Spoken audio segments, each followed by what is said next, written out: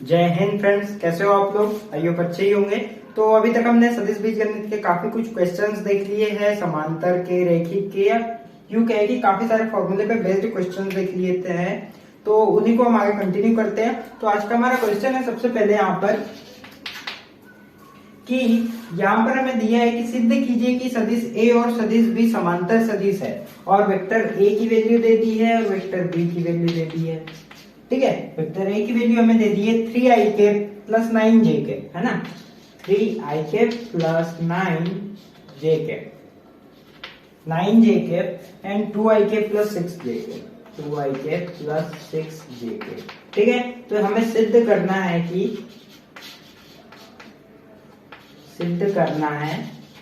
कि ये समांतर है।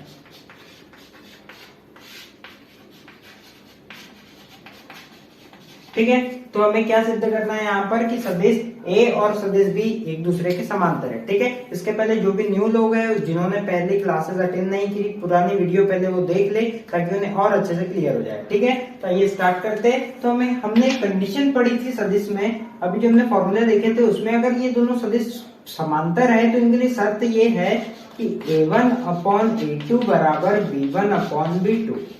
अगर ये रेशियो बराबर है, ये अनुपात अगर बराबर होता है, इसका मतलब ये दोनों सदिश समांतर है। तो अब यहाँ a1 a2 b1 b2 क्या है? तो ये है a1 b1 a2 b2। पहले सदिश के अवयव i के पास में जो है वो a, और जो j के गुणांक है वो 9। i का गुणांक 2, ये a2 हो जाएगा, और j का गुणांक 6। ठीक है, तो आपको जस्ट ऐसे वैल्यू पुट कर देना है। ठीक है, तो हमें ये मालूम है, तो क्योंकि यहाँ पर a1 is equal to 3, a2 is equal to 2 and b1 is equal to 9 और b2 बराबर इसे कितना है 6। तो ये हमारे पास वैल्यू है। तो हम चूंकि ये हमारे पास वैल्यू है और समांतर की शर्त क्या है, ये है, तो अतः हम क्या करते हैं, a1/a2 मतलब 3/2 बराबर b1/b2 मतलब 9/6। इसको कैंसिल करेंगे, 3 दूनी 6, 3 तीन 9। तो हमारे पास 3/2 इज इक्वल टू 3/2 आ गया। इसका मतलब हमने सिद्ध कर दिया कि ये दोनों सदिश समांतर है। आई बात समझ में? आपको क्वेश्चन समझ में आया? ठीक है, तो ये क्वेश्चन था हमारे पास। नेक्स्ट क्वेश्चन है हमारे पास,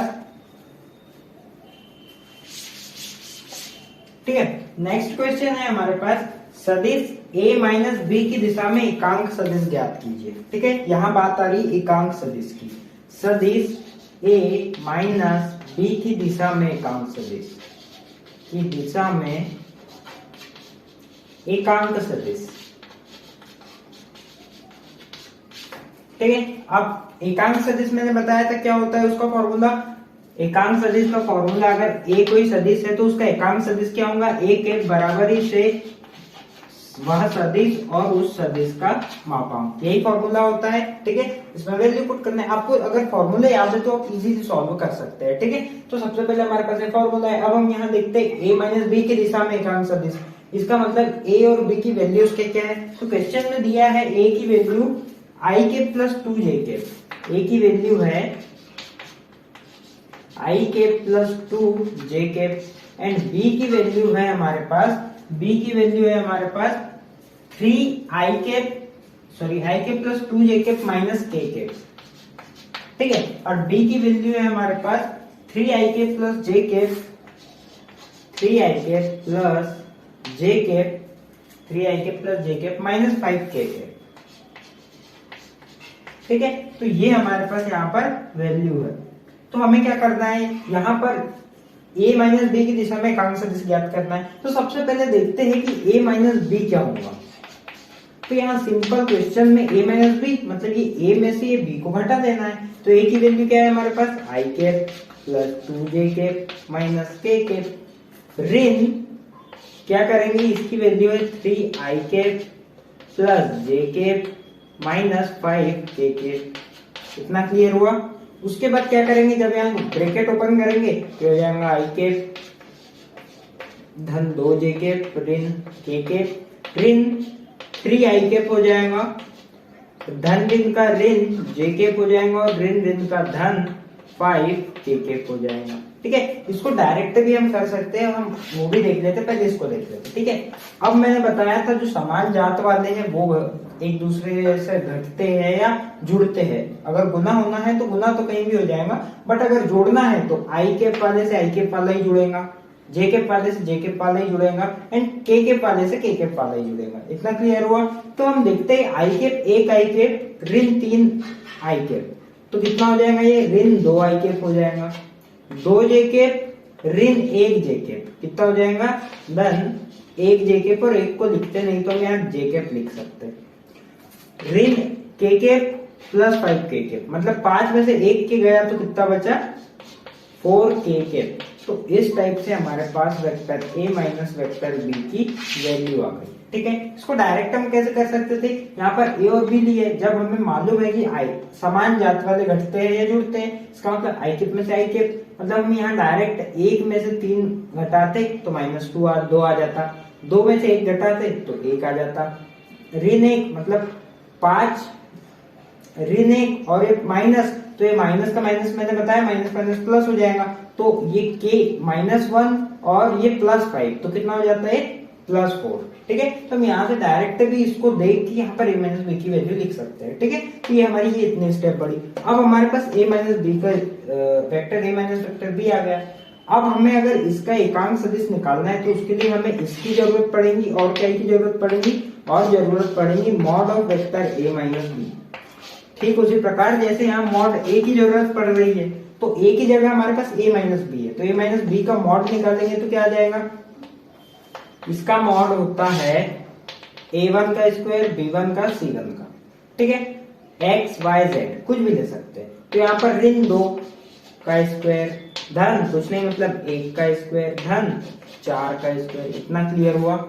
ठीक है, उसके बाद हम देख रहे हैं कि ऋण 2 का स्क्वायर 4, 1 का स्क्वायर 1, 4 का स्क्वायर 16। हमारे पास क्या आ गया? 4 और 1 5, 16 और 5 21। मतलब हमारे पास क्या वैल्यू आ गई? A mod of a minus B की, a माइनस बी का मापांक कितना आ गया? 21 आ गया। अब यहाँ हम डायरेक्ट वैल्यू पुट कर देते हैं, तो वैल्यू पुट करेंगे तो क्या हो जाएगा? सबसे पहले a कैप निकालना है तो इसको a माइनस बी का कैप भी लिख सकते हैं, या ऐसा लिख सकते हैं a माइनस बी की दिशा में एकांक सदिश। ऐसे लिखेंगे हम vector a minus vector b की दिशा में एकांक सदिश।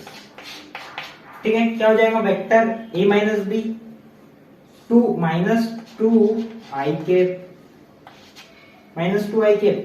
Plus J cap plus 4 K cap, sorry 4 K cap upon मापांक आ गया हमारे पास करनी 21, तो √21। इस टाइप से अगर हम इसको सेपरेट करें तो क्या हो जाएगा? ऋण 2 बट्टे करनी 21 आई कैप धन 1 बट्टे करनी 21 जे कैप धन 4 बट्टे करनी 21 के कैप। तो हमने क्या निकाल लिया? इसका सदिश a माइनस बी की दिशा में एकांक सदिश हमने ज्ञात कर लिया। ठीक है, क्वेश्चन आपको समझ में आया? इस टाइप से क्वेश्चन कर सकते हैं हम। तो आपको जनरली क्या, आपको फॉर्मूला याद होना चाहिए, जो कंडीशन है, जो शर्त है वो याद होना चाहिए। इससे आप क्या कर सकते हैं? इजीली क्वेश्चन सॉल्व कर सकते हैं। ठीक है, तो ये हमारा एक क्वेश्चन था। इसके बाद हम देखते हैं नेक्स्ट क्वेश्चन क्या है। एक क्वेश्चन है हमारे पास यहाँ पर कि सिद्ध कीजिए कि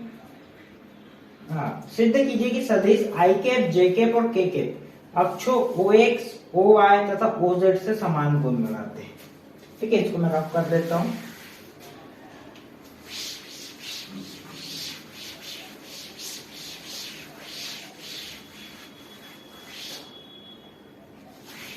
ठीक है, तो हमें क्या क्वेश्चन दे दिया? हमें क्वेश्चन दे दिया है कि सिद्ध कीजिए कि सदिश आई कैप जे कैप के कैप, आई cap plus J cap plus के कैप, ये सारे स्मॉल रहेंगे, है ना, आई जे के स्मॉल। ये सदिश दे दिया एक, कोई कौन सा सदिश से मालूम नहीं तो वेक्टर ए ले लेते हैं। ठीक है, तो ये दे दिया है। सिद्ध करना है कि ये अक्षों OX, OY व OZ से समान कोण बनाता है।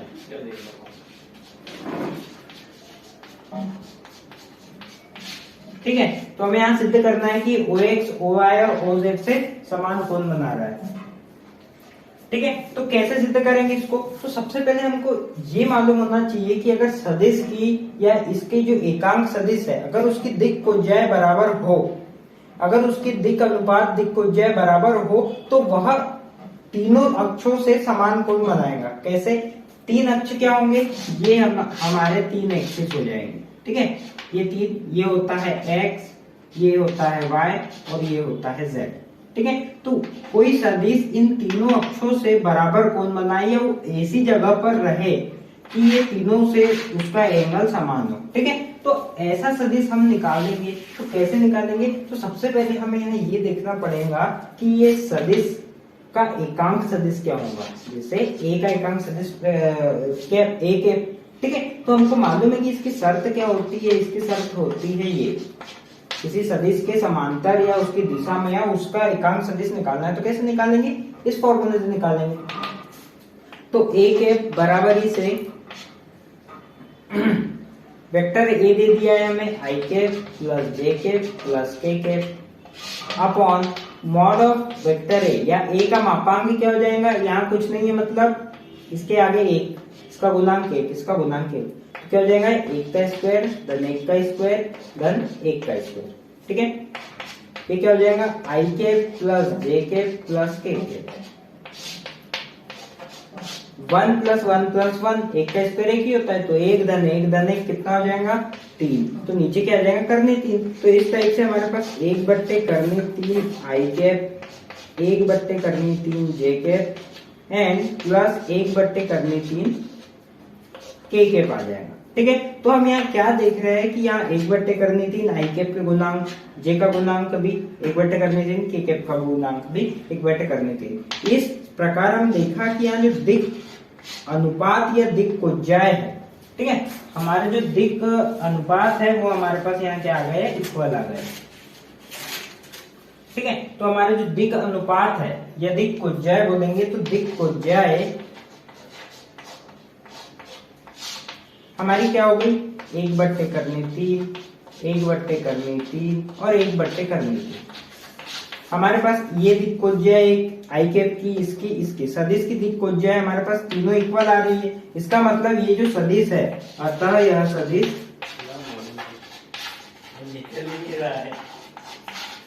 यह सदिश क्या होगा?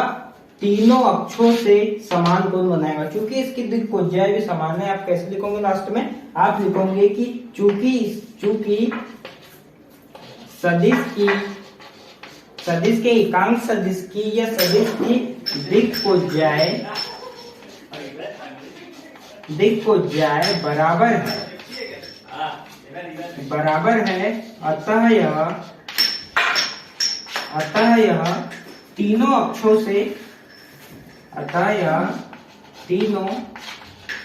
अक्षों से समान कोण बनाएगा।